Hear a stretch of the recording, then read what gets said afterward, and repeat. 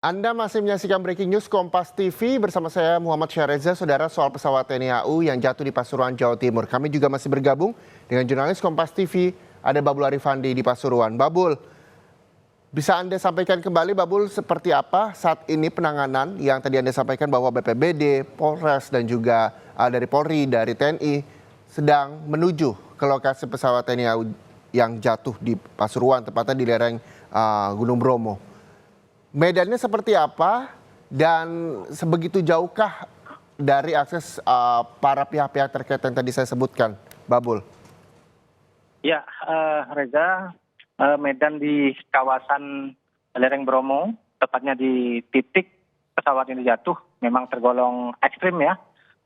Selama ini cenderung tandus dan dimanfaatkan warga untuk menanam tanaman-tanaman gunung ataupun biasanya tanaman-tanaman non pangan begitu. Dan cuaca hari ini cukup cerah sebenarnya, tidak ada tanda-tanda bahwa pesawat akan jatuh secara tiba-tiba.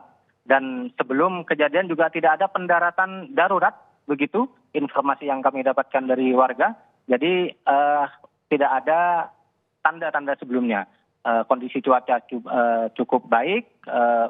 Kemudian tidak ada mendung ataupun kabut dan angin juga tidak berhembus begitu kencang dan tiba-tiba warga dikagetkan oleh suara pesawat yang tiba-tiba terbang rendah dan mengeluarkan bunyi ledakan yang meskipun tidak terlalu keras, namun ketika warga mengecek ini kondisi pesawat sudah hancur begitu. Dan memang saat kejadian ada sebagian warga yang masih belum pulang dari bercocok tanam. Jadi mereka sempat menyaksikan pesawat itu terbang rendah sebelum akhirnya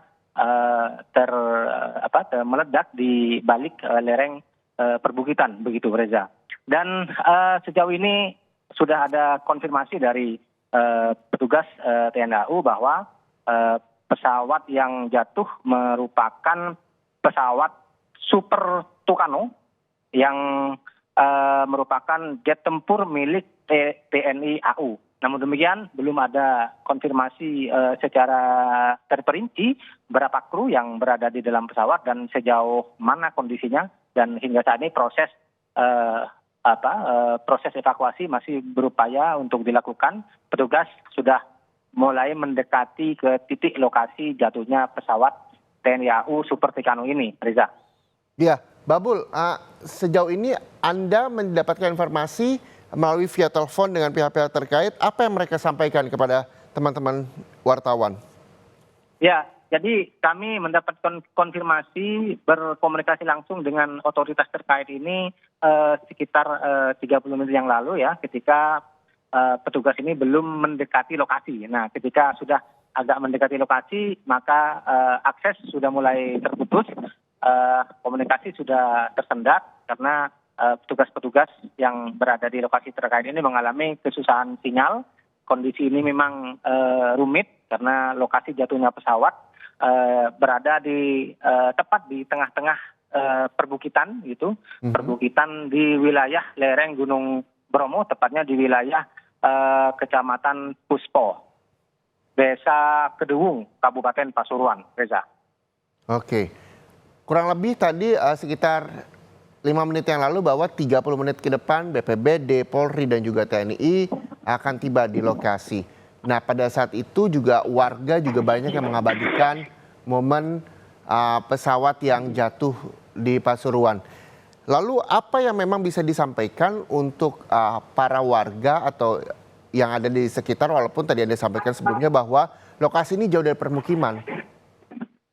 Betul ya, Babul? Betul, memang lokasi ini agak jauh dari pemukiman, namun masih ada warga yang berada di lokasi saat kejadian karena warga di kawasan ini sedang bercocok tanam begitu. Dan ketika kejadian, warga masyarakat sekitar ini bersiap untuk pulang ke rumah. Jadi sekitar pukul 11 mereka bersiap untuk pulang, kemudian tanpa disangka dikejutkan dengan adanya pesawat yang jatuh.